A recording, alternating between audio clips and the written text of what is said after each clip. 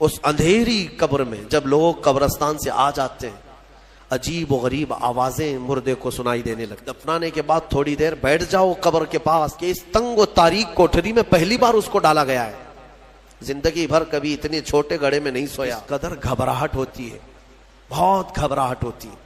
یہ مت سمجھنا کہ مردے کو اب کچھ پتا نہیں چلتا۔ یہاں قرآن پاک پڑھتے وقت تمہارے اندر رقت طاری ہو تو سمجھ لینا ایمان بھر گیا ہے۔ قرآن کی یہ صفت بتائی گئی، وَإِذَا تُلِيَتْ عَلَيْهِمْ آيَاتُهُ زَادَتْهُمْ ایمانا۔ یہ کون لوگ ہیں جو اللہ تبارک و تعالیٰ کے پرہیزگار بندے کون ہوتے ہیں؟ ان کے بارے میں اللہ فرما رہا ہے کہ جب ان کے پاس قرآن کی آیتیں تلاوت کی جاتی ہیں تو ان کا ایمان بڑھ جاتا ہے۔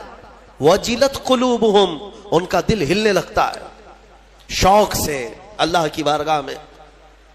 حضرت امام اعظم ابو حنیفہ رحمۃ اللہ تعالیٰ علیہ مغرب کی نماز کے لیے حاضر ہوئے، صرف قاری قرآن نے اذا زلزلت الارض زلزالہا یہ سورہ پڑھی، اتنا رونے لگ گئے۔ اس میں قیامت کا ذکر ہے کہ یاد کرو کس چیز کو؟ جب زمین ہلا دی جائے گی، وَأَخْرَجَتِ الْأَرْضُ أَثْقَالَهَا، اور زمین کے اندر کی ساری بوجھل چیزیں نکال دی جائیں گی باہر، زمین سب اگل دے گی۔ اور سورہ قاریعہ میں اللہ نے فرمایا یوم یکون الناس کالفراش، لوگ اس دن پتنگوں کی طرح ہوں گے، اڑ رہے ہوں گے۔ وتکون الجبال کالعہن، اور پہاڑ روئی کے پھاہے ہوتے، روئی کے اس طرح پہاڑ جو ہے ہواؤں میں اڑ رہے ہوں گے، پورے بڑے بڑے پہاڑ روئی کے پھاہے کی طرح اڑ رہے ہوں گے۔ اللہ نے قرآن پاک میں جو قیامت کے تذکرے فرمائے، امام اعظم ابو حنیفہ صرف سورہ زلزال پڑھتے رہ گئے، عشاء کا وقت آیا، عشاء پڑھی، پھر کھڑے ہو گئے، صرف یہی اذا زلزلت الارض زلزالہا اسی میں رہ گئے۔ اتنا روتے کہ ان کی داڑھی سے آنسوؤں کا پانی ٹپ ٹپ ٹپ گرنے لگا مسجد کے اندر۔ آپ کی عمر اس وقت قریب 70 سال کی ہے، قریب 70 سال کی۔ میں بتاتا ہوں، جس امام اعظم نے 4000 ختم قرآن کیے ہیں، 5 لاکھ حدیثیں انہیں یاد ہیں، 1000 سے زیادہ بڑے بڑے محدث شاگرد پیدا کیے، اور لاکھوں مسائل کا حل بیان کر دیا، امت پر اتنا بڑا احسان ہے۔ وہ امام اعظم ایک سورہ پڑھ کر کے رات کے وقت کیا کہہ رہے ہیں جانتے ہیں؟ ان کے ایک شاگرد ہیں مسعر، وہ کہتے ہیں میں رات کے وقت جا کر دیکھا میرے استاد ابھی تک کھڑے، مغرب میں جو گئے تھے ابھی تک کھڑے۔ آدھی رات گزر گئی تو وہ دروازہ کھول کر پیچھے کھڑے ہوئے تو امام اعظم ہاتھ پھیلا کر یوں رو رہے تھے اللہ کی بارگاہ میں کہ اے مولا، قیامت کے دن اگر ابو حنیفہ کی بخشش ہو گئی تو تعجب کی بات ہے، ورنہ مجھ جیسا آدمی بخشے جانے کے قابل نہیں۔ امام اعظم کہہ رہے ہیں میری بخشش ہو گئی تو تعجب کی بات ہے، جس نے 4000 ختم قرآن کیے ہوں، اور پھر یوں کہتے ہیں مولا میرے پاس بخشے جانے کے لائق کچھ ہے نہیں سوائے سفید داڑھی کے، اور تو نے فرمایا ہے کہ سفید داڑھی والے کو عذاب دینے میں مجھے حیا آتی ہے، مولا میری سفید داڑھی کو دیکھ کر مجھے معاف کر دینا۔ یہ قرآن میں محو ہونے والوں کا انداز ہے، اور ہمارے ہاں برسوں ہو جاتے ہیں ہم خوف الہی سے نہ روتے ہیں نہ ہی ہمارے جسم ہلتے ہیں۔ ہمیں کس چیز کا غرور ہے؟ ہمیں کس چیز سے اتراؤ ہے؟ کیا ہے ہمارے پاس؟ دنیا کے جو سب سے اچھے لوگ تھے وہ صحابہ تھے۔ ایک بار وہ زور سے ہنس رہے تھے تو میرے آقا نے صرف ان کو اتنی بات پر پوچھا کیا تم سبوں نے قیامت کی تیاری کر لی؟ تو اتنی زور سے ہنستے کس بات پر ہو؟ صحابہ ہنسنا بند کر دی ہے، اور ہمارے حال یہ ہے نہ وضو ڈھنگ کا ہے، نہ قرات ڈھنگ کی ہے، نہ نمازیں ہو پائی ہیں، کچھ نہ ہو کر کے بھی ہمارا سینہ چوڑا کر کے ہم زمین پر گھوم رہے ہیں۔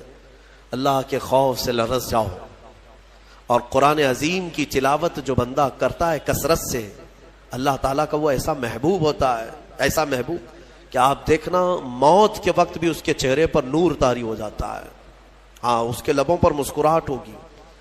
قرآن کثرت سے پڑھنے والے کی روح آسانی سے نکالی جاتی ہے۔ امام احمد بن حنبل بڑے امام ہیں، فرماتے ہیں نزا کیا وقت تھا ان کے، اور اس وقت سے کوئی باہر آتا نہیں، لیکن اللہ تبارک و تعالیٰ جسے چاہے موت کے منہ سے نکالے۔ ان کے ساتھ ایسا ہوا کہ قریب موت کا وقت آ گیا، اور سانس جو ہے پھڑکنے لگ گئی، ہلکی ہلکی ہو گئی، لگتا کہ اب روح نکلے گی، تب روح نکلے گی۔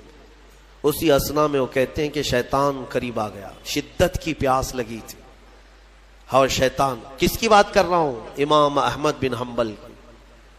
شدت کی پیاس لگی تھی اور وہ پانی لے کر قریب آیا اور بار بار مجھے اپنی طرف بلاتا تھا، کیونکہ پانی کے لیے آدمی کہیں پر بھی چلا جائے۔ وہ کہتے ہیں کہ مجھے اندازہ تھا کہ یہ ابلیس ہے، مجھے بہکا رہا ہے، لیکن پانی کی خواہش بھی ہے۔ اور اس کے بعد وہ آپ سے بحث کرنے لگا کچھ معاملات پر، موت کے قریب، جبکہ بولنے کی طاقت بھی نہیں۔ تو اچانک ایک خوبصورت نوجوان آیا، اس نے گھونسے مار مار کر کے شیطان کو بھگا دیا۔ شیطان بھاگ گیا، ڈر کر کے بھاگا۔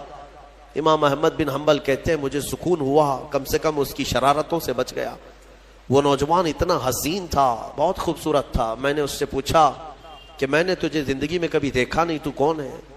وہ نوجوان کہتا ہے احمد بن حنبل، میں سورہ یاسین ہوں، جس کو تم روزانہ تلاوت کرتے تھے۔ اللہ نے مجھے آج یہ شکل دی اور اس ابلیس کو میں نے مار کر بھگایا کہ تمہاری نزع میں وہ تمہیں گمراہ نہ کر سکے۔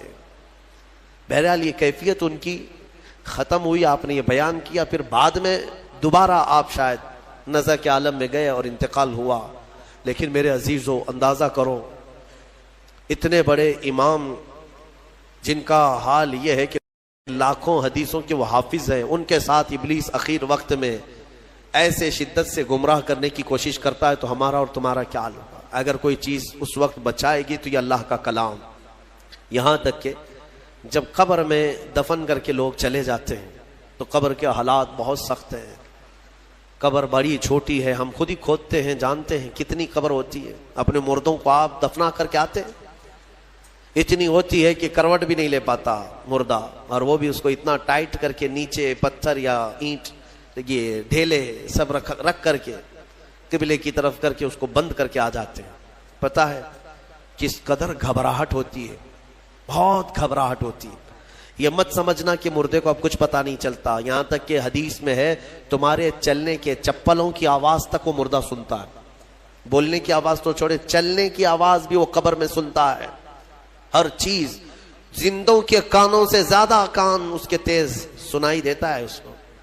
اور جب لوگ چھوڑ کر کے جا رہے ہوتے ہیں، وہ اس قدر گھبراہٹ کا شکار ہوتا ہے کہ اس تنگ و تاریک کوٹھری میں پہلی بار اس کو ڈالا گیا ہے۔ زندگی بھر کبھی اتنے چھوٹے گڑھے میں نہیں سویا۔ ہاں، اب حضور پاک صلی اللہ علیہ وسلم نے فرمایا ہے، رشتہ داروں کو بھی کہا ہے کہ دفنانے کے بعد تھوڑی دیر بیٹھ جاؤ قبر کے پاس کہ اس کی گھبراہٹ کم ہو۔ لیکن کون بیٹھتا کون ہے؟ سب کو اپنی جلدی ہے۔ عزیز لوگ بھی نہیں بیٹھتے، نکل آتے ہیں، بھائی ہوں، باپ ہوں، بیٹے ہوں، سب نکل کر کے آ جاتے ہیں، الا ماشاء اللہ۔ لیکن اس اندھیری قبر میں جب لوگ قبرستان سے آ جاتے ہیں، عجیب و غریب آوازیں مردے کو سنائی دینے لگتی ہیں، زمین ہلنے لگتی ہے اور دونوں جانب سے دباتی ہے زمین۔ میرے آقا صلی اللہ علیہ وسلم نے فرمایا ان ضغطۃ القبر حق، قبر کا جھٹکا دینا حق ہے، ہر ایک کے ساتھ ہوگا۔ صحابی رسول سعد بن معاذ کے بارے میں حضور نے فرمایا ان کو قبر دبا رہی تھی۔ قبر سب کو دبائے گی، لیکن کچھ کو ایسے دبائے گی کہ ان کی ہڈی پسلیاں الگ ہو جائیں، اور کچھ کو محبت سے دبائے گی۔ لیکن فرمایا کہ قبر جو ہے اس وقت اندھیری اور پھر عجیب و غریب آوازیں، تنہائی الگ، کوئی نہیں ہے قریب، کوئی نہیں ہے۔ اس وقت کچھ لوگوں کی قبر میں ایسا ہے کہ اچانک ایک نورانی شکل کا نوجوان سرانے کے پاس آ کر بیٹھتا ہے اور کہتا ہے میں تیرا دوست ہوں، تو گھبرا مت، میں تیری دوستی نبھانے آیا ہوں۔ مردہ پلٹ کر کے دیکھتا ہے، پوچھتا ہے تو کون ہے؟ تو کہتا ہے میں اللہ کا کلام قرآن پاک ہوں۔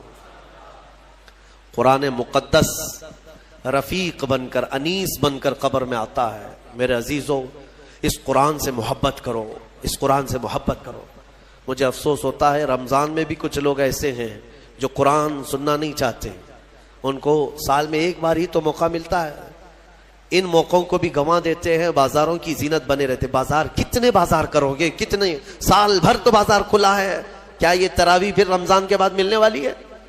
ضائع کر دیتے ہیں. ایک تو تم حافظ قرآن ہو نہیں, قرآن گھر میں پڑھتے نہیں, ایک حافظ تمہارے ہاں آ گیا سنانے کے لیے اللہ کا کلام, اس کے لیے بھی پیچھے بھاگ جا رہے ہو. تو گویا کہ تم قرآن کے ساتھ بہت ناانصافی کر رہے ہو. قرآن کو پیٹ پیچھے ڈال چکے, اس کے حقوق نہیں ادا کرتے. گھروں میں جا کر کے دیکھو تو بہت اونچے طاق پر اس کو رکھ دیا ہے. قرآن پر تو اتنی دھول جمع ہوتی ہے کہ اتنی دھول نہ فریج پر نہ ٹی وی پر.